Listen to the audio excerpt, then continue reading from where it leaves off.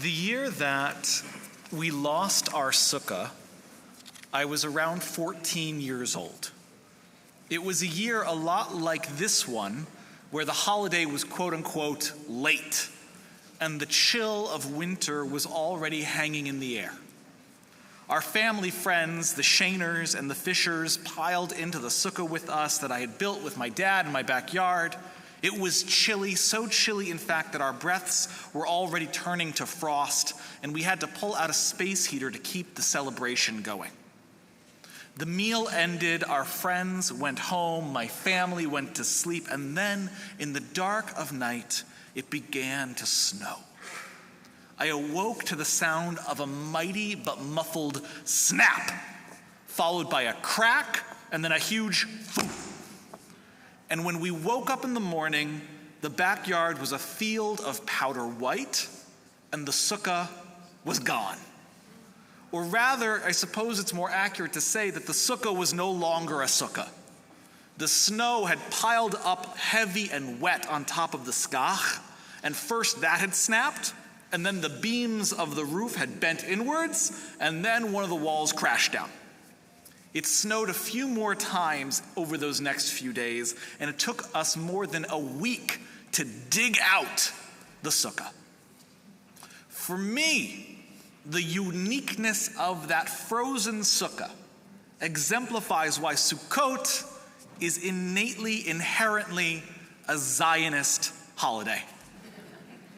Unlike Rosh Hashanah and Yom Kippur, which both have these messages and practices that have left the temple in Jerusalem behind, Sukkot is inherently tied into the land of Israel.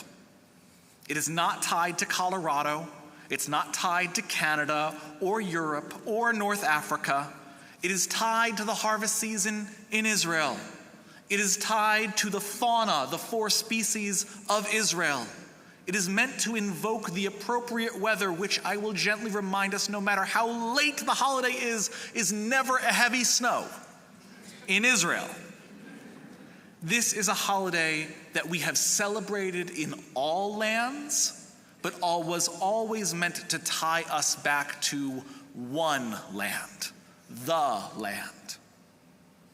Sukkot is also a holiday innately about disruption. We disrupt our normal by venturing out of our comfortable homes and into a very temporary dwelling. We abandon a solid roof for visible stars, and even the fanciest kosher sukkah that has windows and folding sliding walls is always just a little bit open on one side, just a little bit vulnerable. And vulnerability is a part of Israel right now too. In the last year, more than 1,000 Israeli families have relocated to Toronto. The vast majority of them are young couples with their first child or growing young families. Many of them never thought they would leave the land of their birth. Most hope to one day return. But the vulnerability of the North and the South for more than a year now has left them with few choices. Home is an evacuated zone and has been since October 7th. Home was burnt down by Hamas, or hit by a Hezbollah rocket, or smashed by an Iranian missile. Home is so close to the border that the only warning of an attack will be a siren that will sound for less than 13 seconds before the boom. These are the first wave of Israeli newcomers to Canada. And it is estimated that this number will double, perhaps triple, this coming year. And in the spirit of our Chag, of our holiday, which lifts up both the land of Israel and the vulnerability of life, I am very proud to announce that Holy Blossom Temple is there for them, for this wave of Israeli newcomers to Canada, for this wave and for whichever wave comes next. We have launched a new group here at Holy Blossom, the Israeli Newcomer Resettlement Team, to continue an old tradition. Les Rothschild, head of our Israel Engagement Committee, told me that our tradition of welcoming newcomers to Canada began in the 1980s under the leadership of Professor Howard Edelman, Zichronam Livracha. For that generation, the newly arrived group that needed the greatest amount of help was the Vietnamese boat people. And under Professor Edelman's courageous leadership, the Jews of Toronto mobilized and opened up our city to them. And in the years since then, under the devoted stewardship of Jackie Friedland, Holy Blossom Temple has supported and sponsored refugees from Rwanda and Uganda, from Afghanistan and Syria, Ukraine, and more. And some of you gathered in this very room welcomed those people into your home. Others drove them to appointments, helped them navigate the city, and brought them through the most uncertain and turbulent first days of their strange new world. Our work in refugee resettlement was the perfect representation of the universalistic side of Judaism. To serve and help others because that is what our faith demands of us. Do not oppress the stranger. You were a stranger in the land of Egypt. And our congregation answered the Torah's call. You fed them, you clothed them, you helped them find a new life in a good country. And it is a reflection of this time. It is a reflection of this time and this age that now we must turn that apparatus that was so long aimed at helping others towards now helping our Jewish brothers and sisters. And here too, the Torah calls to us and says, do not harden your heart. Do not shut your hand against your needy kin. And we must answer those words too. It was the right thing to do in years past when we turned outwards. It is the right thing to do today as we turn inwards. The challenges facing our newcomer Israelis are both new and familiar. Like previous newcomers, Israelis are coming with minimal supplies, a single suitcase, just a few bags. They are leaving behind family support systems and social networks that they have trusted and known all their lives. They are coming with little knowledge of our country. They don't know about the issues that Canadians are facing. But where Israeli newcomers stand out is that they speak English at a very high level. The majority have a university-level education. They are professionals with significant work experience. And the technology and infrastructures that we have in Canada are not luxuries to them. They are vital essentials, as the vast majority of these people are digital natives. They are coming to Canada at a time of an unprecedented housing crisis. Our friends at JIAS informed our team about an issue that I myself, an immigrant, also encountered on moving to Toronto: the restarting of credit. Without previously established Canadian credit, even with proof of excellent credit in your home country, renting a home, an apartment, or a condo is a challenge. In Toronto, landlords have taken on a new, moderately illegal habit of requesting up to 6 months' rent up front in order to secure a lease. We're going to do some quick math. Let's say you get a good deal and you rent a condo, a 2-bedroom condo for your family of 4 at just $2,500 a month.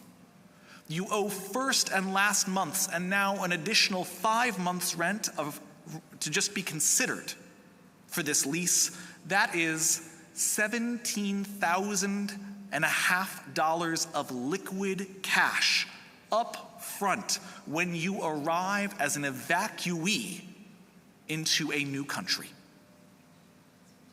When I came to Canada, I was lucky enough to have regular income during that time. I managed to refill my savings.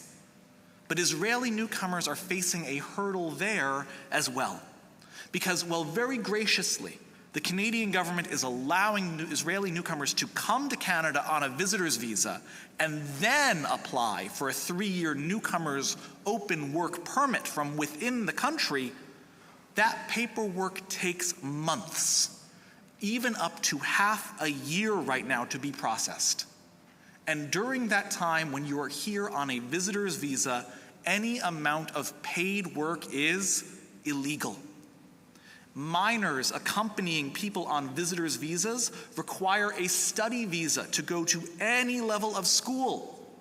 Another piece of paperwork that takes months to receive. Most Israeli newcomers will face a 3 to 6 month intense drain on savings, with limited opportunities to network, and few, if no, educational opportunities for their children. And that is the best case scenario, because it assumes that there is a position lined up for them the moment their paperwork comes in. The greatest crisis facing our Israeli newcomers is sustainable housing and employment. Newcomer Israelis want to be near the rest of the Israeli-Canadian community, which means being close to the Jewish community, which means staying close to the expensive and competitive Bathurst corridor. Some things change. Some things stay the same, no matter who we are helping, but wanting to be with your people, with a good job and a stable place to live, is a forever constant. And so in the coming months, to meet these needs, we're going to need help. We're going to need your help in several ways. The first, as Israeli newcomers come to us through JIAS and through word-of-mouth connection, help us grow their professional networks. Volunteer to mentor them, give them professional advice, connect them with folks that you know are hiring or run businesses that need feet on the ground, including helping us recruit for our first planned event, a kind of speed dating, except it's going to be speed mentoring, where prospective employers and Israeli newcomers will have the chance to come to Holy Blossom and establish connections over the course of an evening. Number two, help us connect with landlords that will treat Israeli newcomers fairly and with respect. Whether this is an individual with several properties or a company where you have influence, those who are willing to lease to Israelis without putting up barriers, like those predatory advances, or who are willing to put their trust in qualified people who have great credit, just no Canadian credit, will quickly find that their good name will net them a lot more tenants and a lot greater success than short-term profit. Number three, if you have a basement apartment, a secondary unit, a short-term lease that you rent out on your own, there are grants available through JIAS and Airbnb to let Israeli newcomers in need of short-term rentals use it for free. And that grant allows insurance coverage and protections to remain on your property so that you stay safe.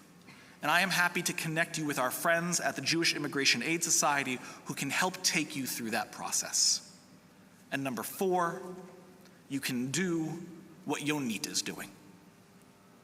Our devoted member, Yonit Landskroner, has been at the forefront of this work since October 7th. Yonit was in Israel on that terrible day, and from the moment she came back to Toronto, she has been looking for a way to make a difference, and she has. Because Yonit has turned her garage into a donation center for Israeli newcomers. Today, through grassroots connections and social media, she has helped more than 100 Israeli newcomer families that have just arrived in Canada. She gives them donated clothing, winter gear, toys, and more. And she often does it more than once. She connects them with folks who are downsizing furniture. She tells them about potential landlords and employers. She serves as a friendly face when they have questions about Canada. And she will, as she will tell you, does it all on her lunch break. But she's being modest, though, because of course she's also staying up late into the night, organizing and cleaning and coordinating and sorting and networking. On Tuesday, just 2 days ago, as soon as the holiday went out, 5 families came to Yonit. They came to her house in a 2-hour span to pick up needed supplies. They came for a pair of winter boots, and they left with a car full of winter clothes. This will not be my first frosty Sukkot, but it will be the first Sukkot like this for those families. They are young, they are hopeful, they are resilient, they are go-getters, they are dreamers, they are tech startup workers, army veterans, young parents, kibbutznikim, and they've come to us with a backpack and a suitcase and not much else. They don't know if or when they will ever be able to go home. They are not the first people to come by Yonit, and they're not going to be the last either. I started this morning by telling us that Sukkot is explicitly Zionist, a holiday about our connection to the land of Israel. I told you it's about vulnerability, our sacred willingness to disrupt our everyday. And as you heard already this morning, there is, of course, a third element of Sukkot that you all already know, you are deeply familiar with it, and that is hospitality. Hachnasat orchim. On Sukkot, we welcome in our guests, both the physical and the spiritual. We do this because that is what Jewish people do from the very beginning, from the time of Abraham until this very day. Welcoming in the stranger is who we are. But these are not strangers. This is family. There is no holiday that greater expresses the Jewish value of hospitality than Sukkot. And what could be a greater act of hospitality than this one? You can see my rabbinic reflection, which is in yesterday's congregational On the Horizon email, for more information about what Les and Yonit and what the Israeli newcomer resettlement team need to accomplish our goals. If you would like to get involved on any level, please write to me or Les or Yonit or our rabbinic assistant, Kate Wooten, after the Chag. This is Zman Simchatenu. This is the time of our joy. And together, for all of Israel and all of the Israelis coming to us, we have the power to make it so. Chag Sukkot Sameach, a happy holiday for us all.